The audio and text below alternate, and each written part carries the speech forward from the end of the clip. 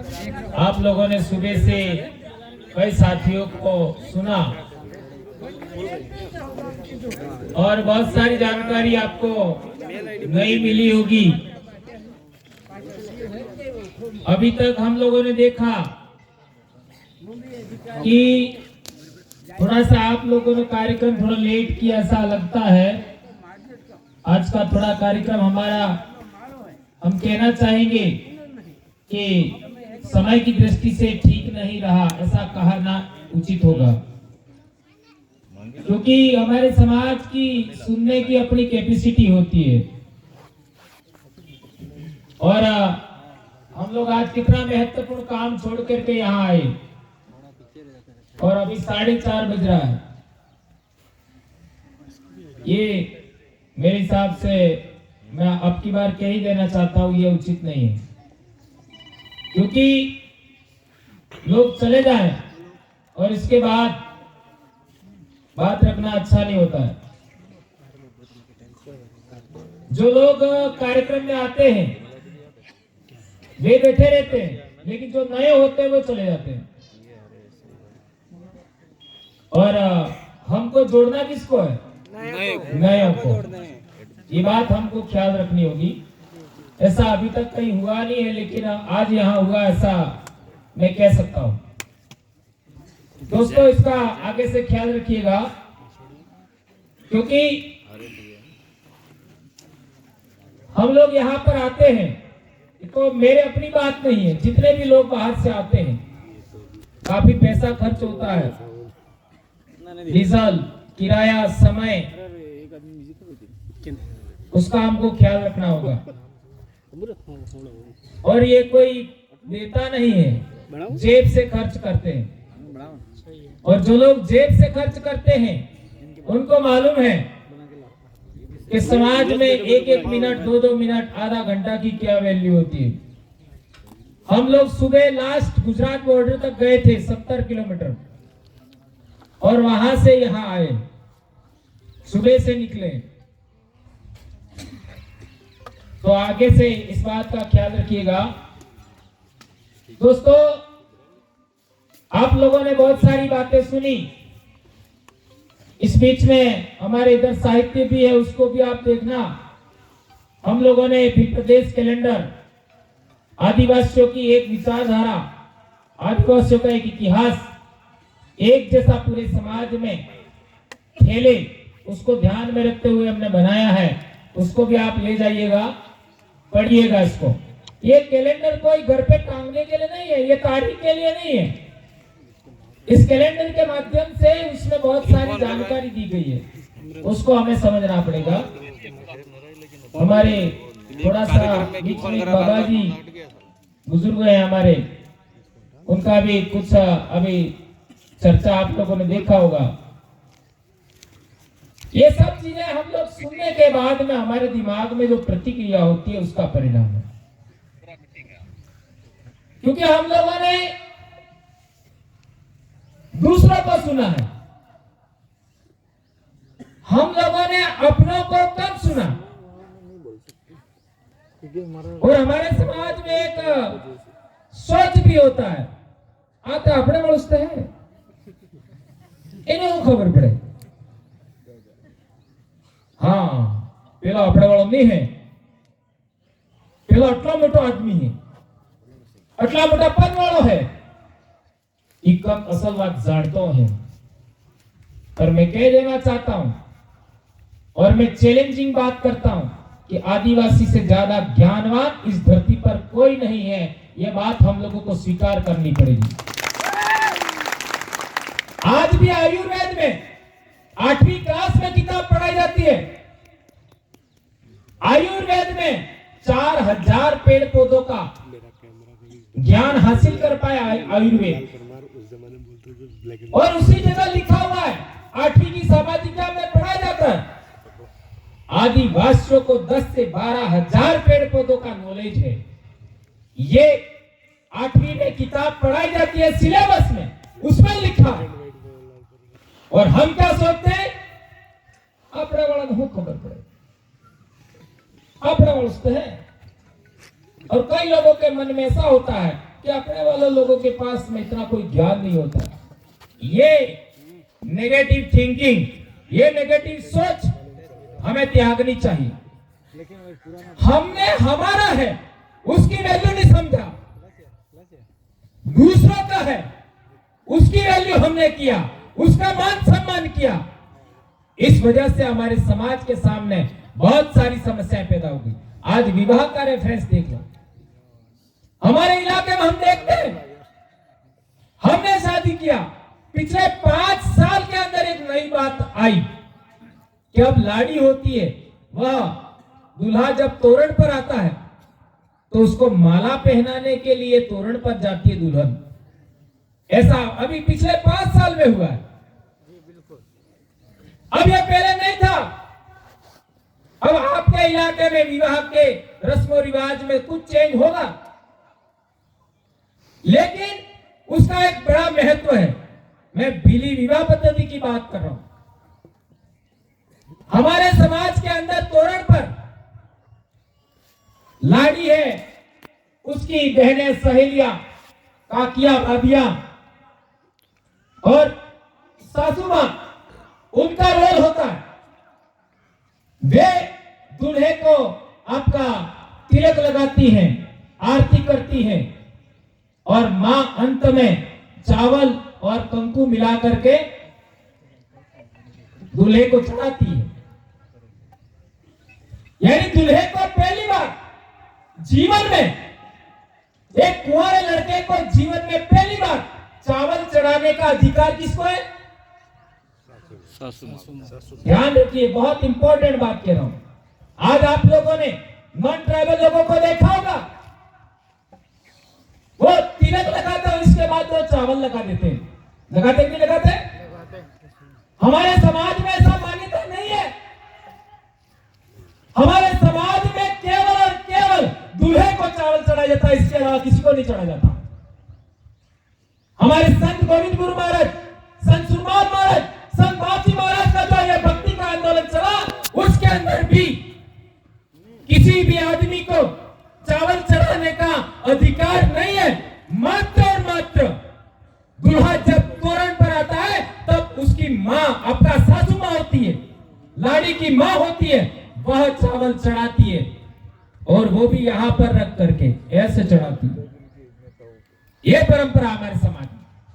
तो मैं बात कर रहा था, तोरण पर लाड़ी दूल्हे को माला पहनाती है। अब इसके बाद में आपका चावल चढ़ाने के बाद, आरती करने के बाद एक हरे रंग का अंगोछा बोलते हैं, हरे रंग का होता है। वो और कोई रंग का नहीं हो सकता, केवल और केवल हरा होता है। और वो हरा क्यों होता है, इसका भी अपना महत्व है। ये हरापन है वो नई संतति, आपका नया जीव सृजन और नई सृष्टि निर्माण का एक प्रतीक है हरा रंग। इस बात को हमें समझना पड़ेगा। वो हरा अंगोछा पहना करके, 2 छेड़े हाथ में लेकर के खींचती खींचती दूल्हे को आपका माड़वे के अंदर लेके आती है। ये हमारी भिली विवाह पद्धति का एक बहुत बड़ी रूढ़ी है, प्रथा है, रस्म और रिवाज है, कस्टम है। अब सवाल पैदा होता है, माड़वे में आ गया दूल्हा, बिठा दिया, इसके बाद गुदरेज पर, बराड़ी पर दुल्हन बैठी रहती है, उसको पाटले पर बिठा करके, पाटला समझते हैं, कुर्सी पर नहीं, पाटले पर, वहां पर मामा, 2 मामा लाड़ी को लेके आते हैं, आपका पकड़ करके। कहां पे लाते हैं? माड़वे में। ये आप लोग जानते हैं, लेकिन ये आजकल विवाह है, इसलिए ये बात को बोलना जरूरी है। अब माड़वे में ला करके दोनों मामा ने मिल करके लाड़ी को रख दिया माड़वे में, और वो भी लेफ्ट साइड नहीं बिठाते हैं, राइट साइड बिठाते हैं। ये ध्यान रखिए, राइट साइड। वोर ने जमनी ओढ़े बेहाड़े डावा ओढ़े ने। इसके बाद लाड़ी की बुआ है ना, बुआ है, उसकी भाभियां हैं, सहेलियां हैं, मामा हैं, ये सब मिला करके लाड़ी और वर दोनों के हाथ मधवाते हैं, आतीवड़ा करवाड़ी। ये हमारे इलाके में ऐसा होता है, थोड़ा सा इधर डिफरेंट हो सकता है, ऐसा हमारे इलाके में होता है। तो लाड़ी सबसे पहले दूल्हे को टच कब करती है? अड़ती कब है? जारे आतीवड़ा हवड़ावे, बराबर है। ये हमारी परंपरा है, हमारा रिवाज है। आजकल क्या हो रहा है ये मुद्दा नहीं, ठीक है, लेकिन हमारी माँ, मेरी अपनी माँ ने तो ऐसे ही विवाह किया, मैंने भी ऐसे ही विवाह किया, है ना। मेरी भी अरेंज मैरिज है, कोई लव मैरिज नहीं है मेरी। यानी माँ बाप ने लाड़ी को देखा, है ना, मैंने नहीं देखा। देखने के लिए एक ही बार गया था, यहां तक बोल देता हूं, मैंने उसको जानता नहीं था। तो हमने भी ऐसा विवाह किया, मैंने भी, मेरी लाड़ी, उसको पहली बार टच किया तो उसी समय हाथ कब बढ़ाया? जब हमको मांडवे में दोनों हाथ पकड़ाए बुआ के द्वारा। ये हमारी परंपरा है। अब सवाल पैदा होता है, जो मैं उदाहरण के माध्यम से समझाना चाह रहा हूं। अब लाड़ी वहां तोरण पर गई और दूल्हे को माला पहनाई, जो हमारी रूढ़ी नहीं है, हमारी प्रथा नहीं है। तो मां के अधिकार का क्या हुआ? मां के विशेषाधिकार का क्या हुआ? मामा के विशेषाधिकार का क्या हुआ? उसकी बहनों सहेलियों के विशेषाधिकार का क्या हुआ? उसकी बुआ के विशेषाधिकार का क्या हुआ? ऐसे हम लोग दूसरों के देखा देखी, हमारे वे कहे देखा देखी भक्ति, देखा देखी भक्ति, दूसरा कर रहा तो अपना भी करो। इसी ने हमारे समाज की बर्बादी का शुरुआत किया है। हम इधर चले गए, उधर चले गए, उधर चले गए। अरे हमारे समाज का खूंटा गड़ा हुआ होता और उस खूंटे को हमने मजबूत किया होता तो आज हमको काम करने की जरूरत नहीं था। मैं बीमार होने के बावजूद, परेशानियां झेलने के बावजूद, यह समाज का खूंटा कायम करने के लिए एक आदिवासी परिवार का खूंटा हम लोगों ने गाड़ा। आज पूरे देश में क्रांति आ रही है आदिवासियों की और भीलों की जय जयकार हो रही है। एक समय था हम लोगों ने देखा भील यूं कह दिया तो हम मारने के लिए चले जाते थे। हम अपने आप को भील नहीं मानते थे, हम अपने आप को मीणा कहते थे। भील इसलिए जंगली ऐसा लोग मानते थे। आज गर्व से कहते हैं जय भील प्रदेश। अपने आप को भील मानने में, अपने आप को आदिवासी मानने में गर्व का भाव जगता है। और आज की तारीख में भील प्रदेश का नारा कितना बुलंद हो रहा है, ये बहुत बड़ी उपलब्धि की बात है। तो मैं बता रहा था कि हमारे समाज के अंदर बहुत सारे इस तरीके के लोग होते हैं जो संस्कृति के विरोध में काम करते हैं, जो मैंने अभी विवाह के बारे में बात बताई। आज हमारे समाज की बात करें, मेरी माँ का, मेरी दादी का, आपकी माँ का, यहाँ पर जो बूढ़ी महिलाएं देखी बैठी है उनका भी देख लो, देख लो। उनका मांग भरा हुआ नहीं होगा, उनका मंगलसूत्र नहीं होगा। ये भी हमारी प्रथा नहीं है। हमारे समाज के अंदर कोई आदमी मर जाता है किसी महिला का तो उसको क्या पहनना अनिवार्य होता है? हाथ में चूड़ी। मरने के बाद पूरा श्रृंगार होता है और उसमें चांदी की सफेद चूड़ी होनी ही चाहिए। गजरों जवलो, गजरों जवलो वो पानी के आरे पर जाके निकालते हैं। यह है सुहाग की निशानी।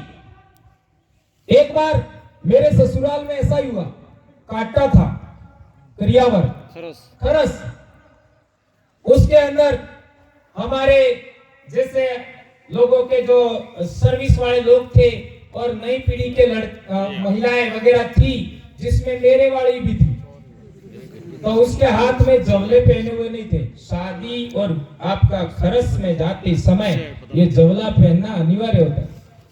ऐसे कैसे बोलने के लिए खड़ा कर दिया। मैं ससुराल में था, वहां बोलने का मेरे को नहीं था, लेकिन अच्छे वक्ता है करके खड़ा कर दिया। तो मेरे को लगा आज सभी मेरी लगड़ाहू की नहीं कही, अपने वाली से बड़ी, और साड़ियां जो शादीशुदा थी पीछे वाली और मेरे वाली, सबको आज सबक सिखाना है। ऐसा मैंने फैसला लिया और मेरे को लगा कि आज घर जाके जरूर मेरे को अच्छा खासा सुनना मिलेगा, लेकिन मैंने फैसला लिया कि आज सबको सबक सिखाना है ससुराल में। अब मैंने कहा कि भाई ये जितनी बूढ़ी महिलाएं हैं, उदाहरण देके बता, तब तक उनको समझ में नहीं आया क्या कहना चाहते हैं। ये जितनी भी बूढ़ी महिलाएं हैं, इनके हाथ में देखो क्या है। तो उन्होंने कहा, कई लोगों ने पता ही नहीं पड़ा, देखा इधर उधर क्या है ना, जवले है। मैंने उदाहरण समझाया। इनके हाथों में चांदी की चूड़ी जवले है ना, है या नहीं है? तो उन्होंने कहा हाँ। और अमर वाली हर की उम्र वाली यही हाथ में है कि नहीं? तो हंस पड़े। काटते में हंसते नहीं है, लेकिन हंस पड़े नहीं है। हमें हाथा हाथा लगन ये राणजी थी मैं पे हमें हाथा हमें जीता, इसके बावजूद वे विधवा हो गई, ऐसा मैंने बोल दिया। अब कई लोगों को बुरा भी लगा। चश्मे क्यों लगा रहा हूँ कह देना। हाँ भाई, मारे कई समस्याएं, गर्मी लगता है ना, भी लाल चट हो जाऊंगा। गर्मी है इसलिए चश्मा लगाया है, बुरा मत मानना, कोई शौक नहीं हमको, ठीक है। तो मैंने ऐसा बोल दिया।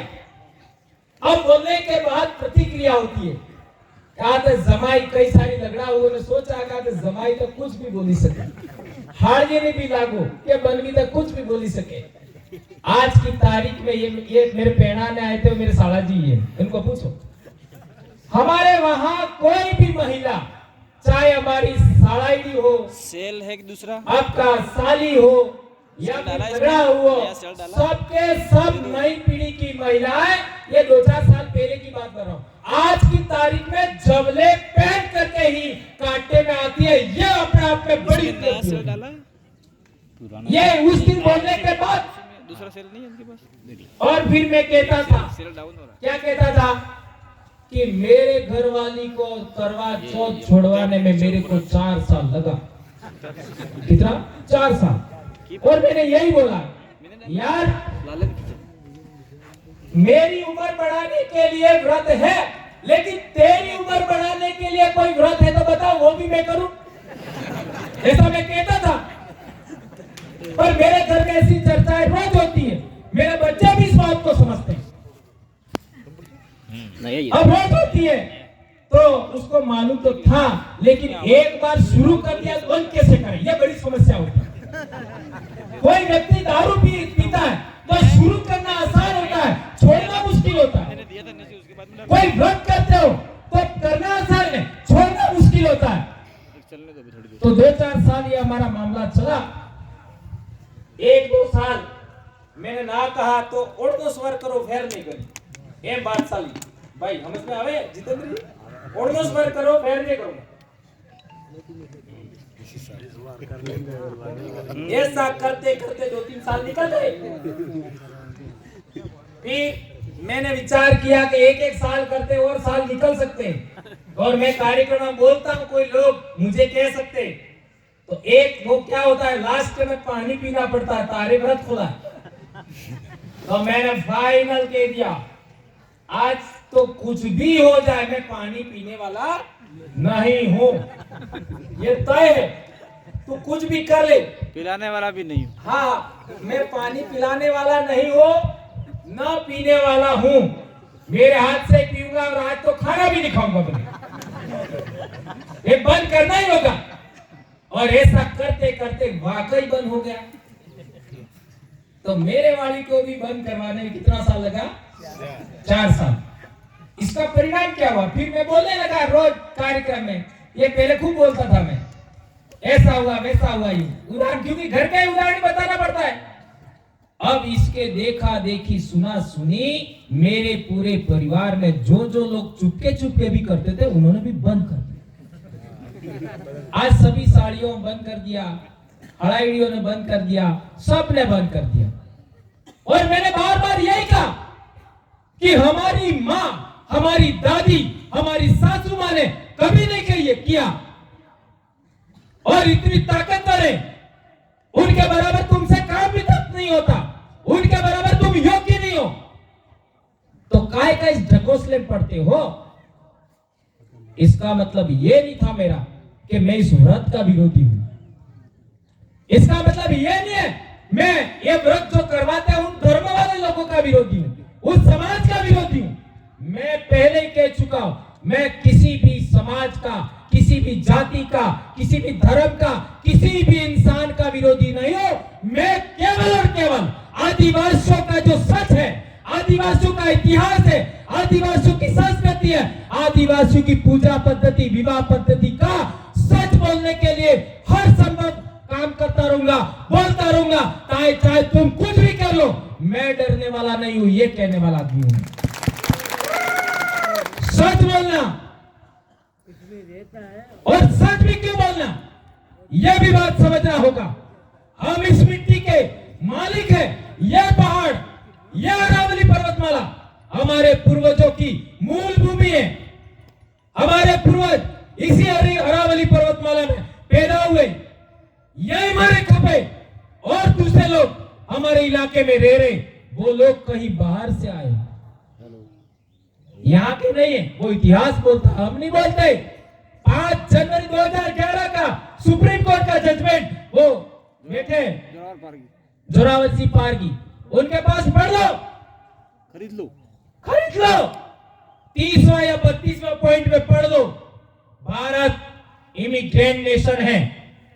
जिस तरीके से अमेरिका और कनाडा नया इमिग्रेंट नेशन है, उस तरीके से भारत 10,000 साल पुराना इमिग्रेंट नेशन है। ये सुप्रीम कोर्ट बोल रही, यह बोल रही। इसका मतलब यह नहीं है कि हम दूसरे लोगों को कह रहे तुम यहां से चले जाओ। हम ये कहना नहीं चाहते, हम ये कहना चाहते हैं अकॉर्डिंग टू कॉन्स्टिट्यूशन, आपका संविधान के प्रियम्बल प्रस्तावना को ध्यान में रखते हुए, सुप्रीम कोर्ट को ध्यान में रखते हुए, संविधान में जो मौलिक अधिकार है उनको ध्यान में रखते हुए हम कहना चाहते हैं कि हम भारत भूमि का, भारत देश का, अरावली पर्वतमाला की मूल संस्कृति को जीवित रखने वाले लाखों पीढ़ियों के वारिस वीर हैं, और उस संस्कृति को हम जिंदा रखना चाहते हैं, उसको आगे बढ़ाना चाहते हैं। यदि हमारी संस्कृति के अंदर कोई चीज गलत है, आपको लगता है, मैं कहना चाहता हूं, कोई भी धर्म हो, कोई भी जाति हो, किसी को लगता है कि भीली संस्कृति के अंदर कोई चीज गलत है, भीली विवाह पद्धति के अंदर कोई चीज तार्किक नहीं है, भीली आपका पूजा पद्धति के अंदर कोई चीज वैज्ञानिक नहीं है, तार्किक नहीं है, और प्रकृति सम्मत नहीं है, जीव जंतुओं के विरोधी है, मानव मूल्यों के विरोधी है। खुला चैलेंज दे रहा हूं मैं, खुला चैलेंज, आ जाओ मेरे से बहस कर लो। एक भी चीज, एक सिंगल विवाह पद्धति, पूजा पद्धति, संस्कृति, समाज व्यवस्था, इनमें से एक भी चीज गलत है, सिद्ध कर दीजिए। और आज तक कोई सिद्ध कर नहीं पाया। मैं बार बार कहता हूं, ये कहना चाहता हूं, ये मैं हम लोग इसलिए कहना चाहते हैं क्योंकि हमारे पूर्वजों के जीवन मूल्यों में एक भी चीज आपका अतार्किक नहीं है, अवैज्ञानिक नहीं है। अब सवाल पैदा होता है, आखिर हमारे पूर्वज हारे क्यों? ये बहुत बड़ी बात, हारे क्यों? आज आप वसंतगढ़ देख लीजिए, ये भाई आए हैं हमारे सिरोही के वसंतगढ़ इलाके से, सिरोही से वसंतगढ़ से नहीं, मुकेश कड़ाव सिरोही, गुलाब गमेती, ये लियो सा लियो सा मुकेश भाई जवाहर सा हमारे बुला से ये बिल्कुल वसंतगढ़ के पास में बराबर है भाई जी हाँ बेटो वसंतगढ़ के बिल्कुल पास हम लोग पिछले दिनों जोधपुर से आ रहे थे तो हम लोगों ने फैसला लिया कि चलो वसंतगढ़ का किला देखते हैं और वसंतगढ़ किले पर जा रहे थे और गांव था और चारों तरफ बकरियां चढ़ा रहे हैं ऊपर जो आना जाना करे सारे सारे गरासिया थे चारों तरफ सारी जमीन खेत खलियान बस्तियां सारे गरासिया आदिवासियों की थी। अब वहां एक आदमी हमको मिल गया ऊपर दर्शन करने आया था वहां ऊपर एक मंदिर बन रहा है हनुमान जी का हाँ किसी का भी हो तो वहां दर्शन करने आया तो हमने उनको पूछा कि उसको भी मालूम नहीं होगा ये भील होंगे यूं सही है तो उसको पूछा कि भाई ये जो आसपास में गांव है किसके तो गरासिया हैं। अच्छा और यहाँ आसपास में और कौन कौन रहते हैं ये गरासिया है ना वो कस्बे के आसपास रहते हैं और भील है वो बहुत अंदर रहते हैं बहुत खतरनाक है भील तो अब उसको क्या पता ये भी भील है तो पास में कौन कौन से गांव है तो ये भूला वालोरिया मेरे को समझ में आ गया कार्यक्रम में हम वहां आए थे ये उसके शब्द थे। अब यहां मैं क्या समझाना चाहता हूं कि वो किला था पास में गांव है वसंतगढ़ उसके पास में गरासिया की बस्ती है और इंटर में किसकी बस्ती है भीलों की उनसे दूर। इसका कारण क्या है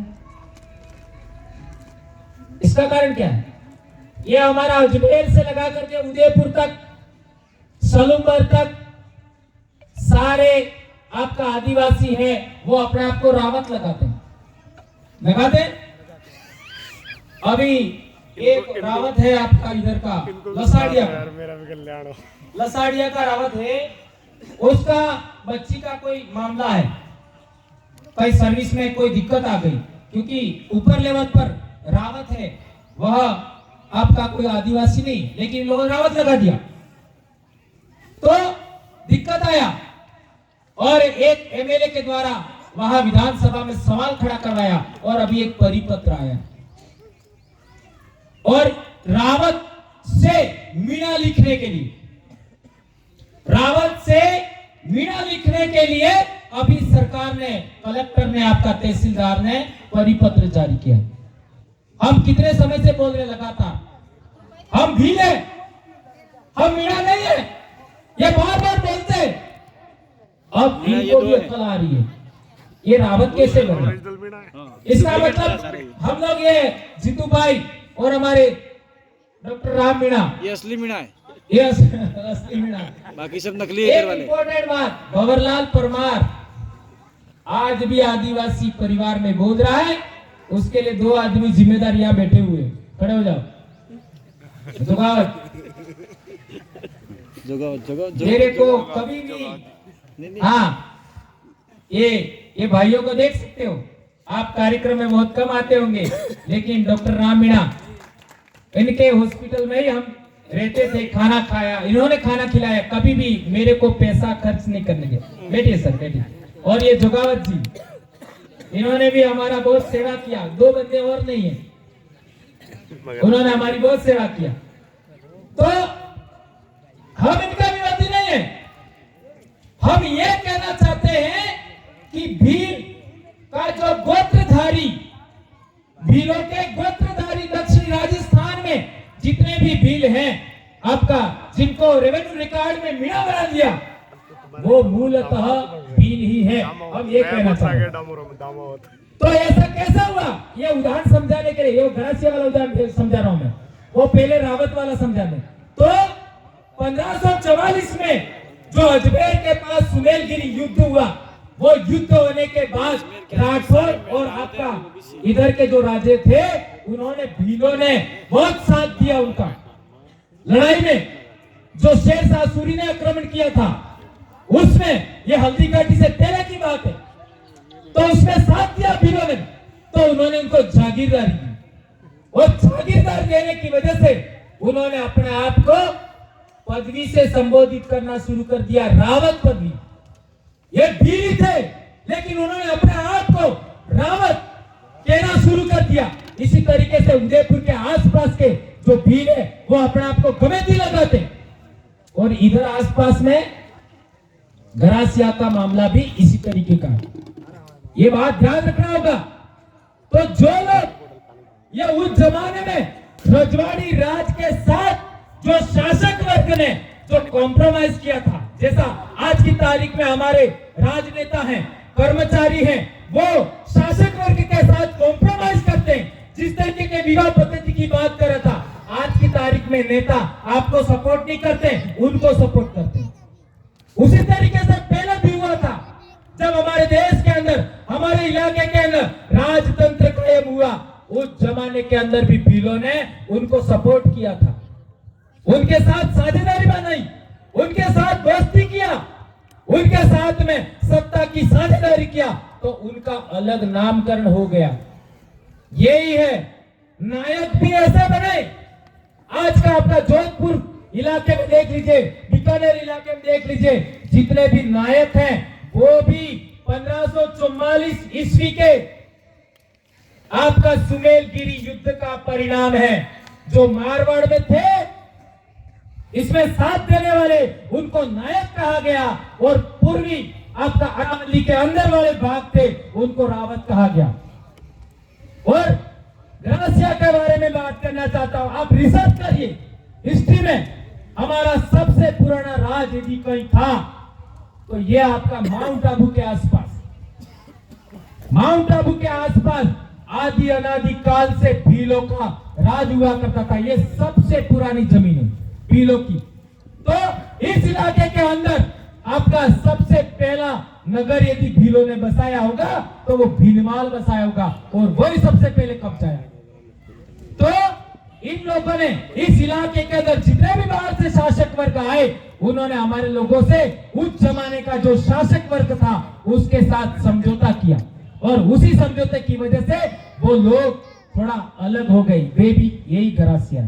तो ऐसा कह सकते हो, रावत वो भी शासक वर्ग है, गमेती वो भी शासक वर्ग है, गरासिया वो भी शासक वर्ग है, लेकिन मूल समाज क्या है? भील। इस इतिहास पर भी किसी को आपत्ति है तो वो भी मेरे से चर्चा कर सकता है, मुझे कोई दिक्कत नहीं। एक बात ध्यान रखनी होगी, धर्म को लेकर कई लोग कहते हैं कि हम इस धर्म के हैं, कई लोग कहते हैं हम उस धर्म के हैं। तो मैं कहना चाहता हूं कि संस्कृत भाषा का जो श्लोक है उसका अर्थ आप क्यों नहीं जानते? अरबी भाषा जो मुस्लिम कम्युनिटी, जो आदिवासी मुस्लिम बने उनके लिए कहना चाहता हूं, उनकी अरबी भाषा आप क्यों नहीं जानते? जो आदिवासी ईसाई बने उनके लिए कहना चाहता हूं, आप हिब्रू और अंग्रेजी क्यों नहीं जानते? वो दूसरे देश के लोग हैं जिन्होंने धर्म पैदा किया। इस्लाम दूसरे देश के लोगों ने पैदा किया, ईसाईयत दूसरे देशों के लोगों ने पैदा किया, यहूदियत दूसरे देशों के लोगों ने पैदा किया, पर्शियन धर्म वो भी दूसरे देश के लोगों ने पैदा किया। और सुप्रीम कोर्ट कह चुकी है हिंदू तो धर्म ही नहीं है। और आजकल तो राजपूत भी कहने लग गए क्षत्रिय हिंदू नहीं है। कल ही हैशटैग चला, जब राजपूत हिंदू नहीं है, जब ओबीसी हिंदू नहीं है, जब दलित कह रहा हम हिंदू नहीं है, जब आदिवासी कह रहा हम हिंदू नहीं है, तो हिंदू है कौन? यह भी समझना पड़ेगा। और सुप्रीम कोर्ट ने वैसा भी कह दिया हिंदू कोई धर्म नहीं है। आजकल वो कह रहे हैं सनातन सनातन सनातन। अरे सनातन संज्ञा है क्या? सनातन संज्ञा भी नहीं है, ये तो विशेषण है। ओरिजिनल धर्म कौन सा है ये ध्यान रखना होगा। इसके लिए मैं ऐसा नहीं कहूंगा कि ये धर्म था। आपको वैनसांग की किताब पढ़ना पड़ेगा। वैनसांग जब भारत में आया था तब कोई राजपूत नहीं था, ध्यान रखो, कोई नहीं था, एक भी नहीं था। इसके बाद राजपूत बने। इसलिए इतिहास में एक चैप्टर है, क्या है चैप्टर है? राजपूतों की उत्पत्ति कैसे हुई। बहुत सारी बातें हैं, लेकिन वैनसांग के जमाने तक, 7वीं शताब्दी तक सभी राजा सम्यक मार्ग को अपनाने वाले थे, बौद्ध मार्ग को अपनाने वाले थे, या आदिवासी राजा थे। ध्यान रखो, दो मार्ग के राजा थे। और साउथ इंडिया में देखो, जैन मार्ग को मानने वाले थे। जैन मार्ग और बौद्ध मार्ग सम्यक मार्ग ही कहलाता है।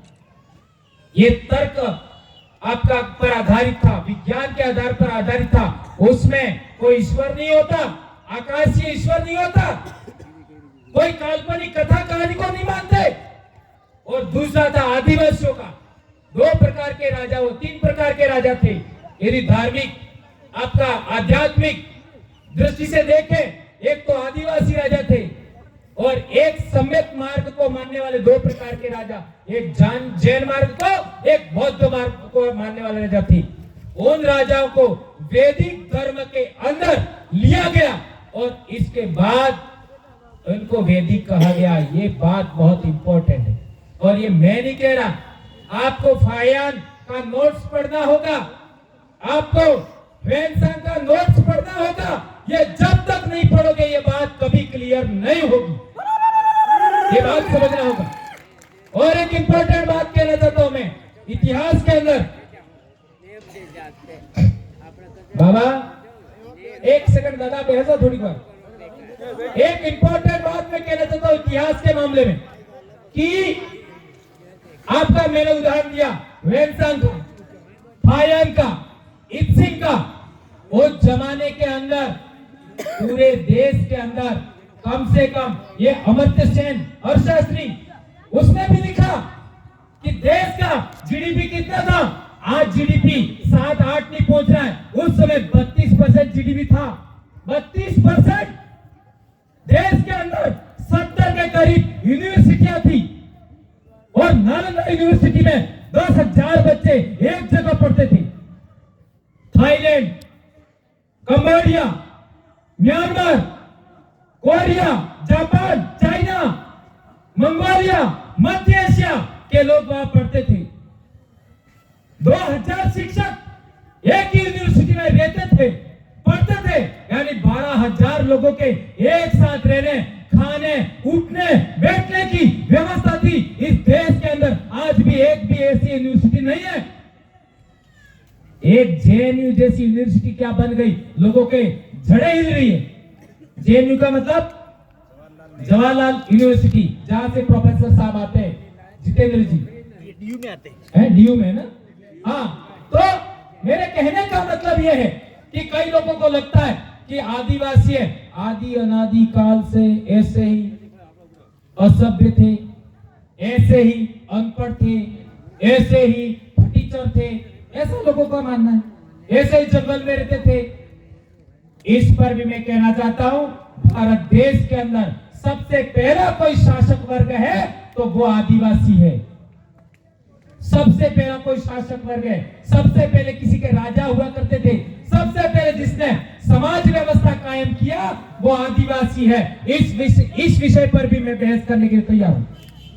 कई लोग कहते हैं हमारे तो इतने राजा हुआ करते थे, वो राजा हुआ करते थे, चलो आ जाओ, जहां बुलाओ वहां तैयार हूं मैं। लेकिन वहां क्या होगा, रिकॉर्डिंग हमारा होगा, रिकॉर्डिंग हमारा होगा। एक प्रश्न हम पूछेंगे, उसका जवाब आपको देना। दूसरा प्रश्न आप पूछो, जवाब मैं अकेला दूंगा। कितने, जिसको भी आना है आ जाओ। दूसरे समाज के प्रश्नों का जवाब मैं अकेला दूंगा और मेरे प्रश्नों का जवाब दूसरे समाज के जितने लोग आते हैं उन सबको देना है। और दूसरे तीसरे प्रश्न में टाई फिश नहीं हो जाए तो मेरा नाम बदल देना, ये मैं कहना चाहता हूं, गारंटी। और कई लोगों ने मेरे से बहस करके देख लिया। तो सवाल पैदा होता है कि जब पूरी दुनिया के लोग भारत में पढ़ने के लिए आते थे, आपका हमारे देश के अंदर अंग्रेज संपत्ति लूट के ले गए, हमारे देश के अंदर नादिर शाह संपत्ति लूट के ले गया, हमारे देश के अंदर अब्दाली संपत्ति लूट के ले गया, गोरी संपत्ति लूट के ले गया, गजनवी संपत्ति लूट के ले गया। चाइना के लोग ज्ञान लेके गए, चाइना के यात्री संपत्ति लेके नहीं गए, ज्ञान लेने आए और ज्ञान लेके गए। और आज इतने लोग बैठे हैं, सबके पास जितने भी मोबाइल इलेक्ट्रॉनिक सामग्री है वो सबके सब चाइना की है। बहुत गंभीर बात कह रहा हूं, याद रखो मेरे भाइयों, भारत के मार्केट में चाइना का कब्जा है। जितनी भी इलेक्ट्रॉनिक सामग्री है तमाम अधिकांश चाइना की बनी हुई है। एक जमाने में चाइना के लोग भारत में पढ़ने के लिए आते थे, भारत के अंदर ज्ञान लेने के लिए आते थे, और आज चाइना भारत के साथ आजाद हुआ, कहां से कहां निकल गया। ये बात समझना होगा। जो लोग हम पर ज्ञान के लिए निर्भर थे वो आज इतना आगे निकल गए और हम पिछड़ गए। इसलिए मैं कहना चाहता हूं कि हमारे देश के अंदर जितने भी आदिवासी है, इस उदाहरण के माध्यम से भी कहना चाहता हूं कि हमारे देश के अंदर आदिवासी राजा थे, वे अनपढ़ नहीं थे। दादा एक क्या हुआ तुम्हें? ओ दादा सर की दो ओके नहीं अमल तो एक गंभीर बात मैं बता रहा हूं, आप लोग थक भी गए होंगे, लेकिन हमारे पूर्वज अनपढ़ थे, असभ्य थे, ये बात भी गलत है। ये बात भी गलत है। हमारे पूर्वज पढ़े लिखे थे, इसका सबसे बड़ा प्रमाण मैं देना चाहता हूं। ये नोट करिए जितेंद्र जी, सबसे बड़ा पॉइंट, आदिवासियों की भाषा, आदिवासियों की बोली के अंदर अक्षर नहीं होता। पहला त्र नहीं होता, ज्ञ नहीं होता, औ नहीं होता, अम नहीं होता, अम नहीं, औ ए नहीं होता। इतने अक्षर आदिवासियों की बोली में नहीं होते। अक्षर त्र ज्ञ श च, एक भी आदिवासी च शब्द बोल करके दिखा दे, च बोलने जाता है स हो जाता है। च शब्द एक भी नहीं मिलेगा। 1896 के अंदर एक अंग्रेज ने भीली बोली लिखी है, उसके अंदर भी च नहीं है। भीली बोली का शब्दकोश तैयार किया है, हमने भी किया। तो ये अक्षर नहीं होते भीली बोली के अंदर, और पाली प्राकृत भाषा के अंदर भी ये शब्द नहीं होते। जितने भी राजस्थान में शिलालेख मिले, जो मैंने बताया, पहले पुराने प्राचीन इतिहास के जितने भी शिलालेख मिले, उनमें भी पाली प्राकृत में लिखा हुआ है और उसमें भी ये अक्षर नहीं होते। और आदिवासियों की बोली में भी ये अक्षर नहीं होते। ये पाली प्राकृत से ये नए अक्षर बनाए और उसके बाद संस्कृत भाषा का जन्म हुआ। ये बात ध्यान रखनी होगी। इसके बाद ही धर्मशास्त्र लिखे गए। जब री नहीं था, ऋग्वेद कहा था। जब री नहीं था, ऋषि कहा था। जब ज्ञ नहीं था, यज्ञ कहा था। जब क्ष नहीं था, क्षत्रिय कहा था। ये बात समझना होगा। इसलिए आप कहना चाहते हैं कि भारत देश के अंदर आदिवासी पढ़ा लिखा था, उसका एक प्रमाण है कि पाली प्राकृत भाषा भारत में पहले चलती थी। उसके शिलालेख मिले, 2500 साल पुराने शिलालेख, और उन शिलालेखों पर ये अक्षर नहीं होते, ये आदिवासियों की बोली में होते हैं। ये बड़ा प्रमाण है। और इसीलिए कह सकते हैं कि आदिवासी कोई बाहर से नहीं आया, यहीं का रहने वाला। इसके भी बड़े प्रमाण है। ये बहुत सारी बातें आप लोगों ने, मैं और बातें कह सकता हूं, लेकिन आप लोग बहुत थक गए, इसलिए मैं अपनी बात यहीं समाप्त करना चाहूंगा एक इंपॉर्टेंट बात कह करके कि हम लोगों को आने वाले समय में समाज का भाईचारा कायम करना है, इसमें कोई डाउट नहीं है। लेकिन आदिवासी संस्कृति धर्म से बाहर नहीं जाना है, नंबर 1। यानी आप लोग ईसाई धर्म में कई सारे लोग हो सकते हैं, अपने आसपास में उनको समझा के वापस लाना है। कई लोग हमारे समझाने के बाद ईसाई धर्म ग्रहण कर लिया था, वापस आ गए। ये काम बड़ा काम है, इसको करना होगा। हमारी विवाह पद्धति, पूजा पद्धति से कोई समझौता नहीं करना है, ये दूसरी बात मैं कहना चाहता हूं। और इसी जजम से निकला हुआ आदमी जयपुर जाना चाहिए, दिल्ली जाना चाहिए, वो वहां से सेलेक्ट नाम आता है। इन्हें पूरा टप टप नहीं कर बोल, टप टप अटले समझ में आती नहीं आपकी ये। और हमारे देश के अंदर ईवीएम, जो ईवीएम मशीन आई है, वो लोकतंत्र खत्म कर रही है। तुम डाल कहीं और रहे हो और कुछ और हो रहा है, ऐसा लोग कहते हैं। और इस पर कोर्ट का जजमेंट भी आया था 2013 में कि फ्री, फेयर एंड ट्रांसपेरेंट चुनाव ईवीएम से संभव नहीं है। इसके बाद ये वीवीपैट लगाया गया। तो बहुत समस्या हमारे सामने है, क्योंकि शासक वर्ग जानता है हमारे को कोई हरा नहीं सकता। इसलिए हमें सोच समझ करके देश के अंदर बहुत बड़ी बड़ी समस्याएं, इसलिए हमें एससी भाइयों के साथ भी भाईचारा कायम करना होगा। ये मैं कहना चाहता हूं, एससी लोगों के साथ भी भाईचारा कायम करना होगा। ओबीसी लोग जो इस मानवतावादी विचारधारा के पक्षधर हैं, वैज्ञानिक विचारधारा के पक्षधर हैं और जीव मात्र के कल्याणकारी विचारधारा के पक्षधर हैं, उनका भी साथ देना होगा। और माइनॉरिटी के लोग भी मानवतावादी, तर्कशील विचारधारा के समर्थक हैं, उनका भी हमें साथ देना होगा। हम किसी के विरोधी नहीं है, हम सत्य को साथ देने का काम करेंगे, ऐसी आशा अपेक्षा कर सकता हूं। आप सब लोगों ने हम सबको सुना और इतनी देर बैठे, उसके लिए आप सबका धन्यवाद। जय जोहार का नारा है, भारत देश हमारा है। दो ऐसे मुट्ठी लगा के जय जोहार का नारा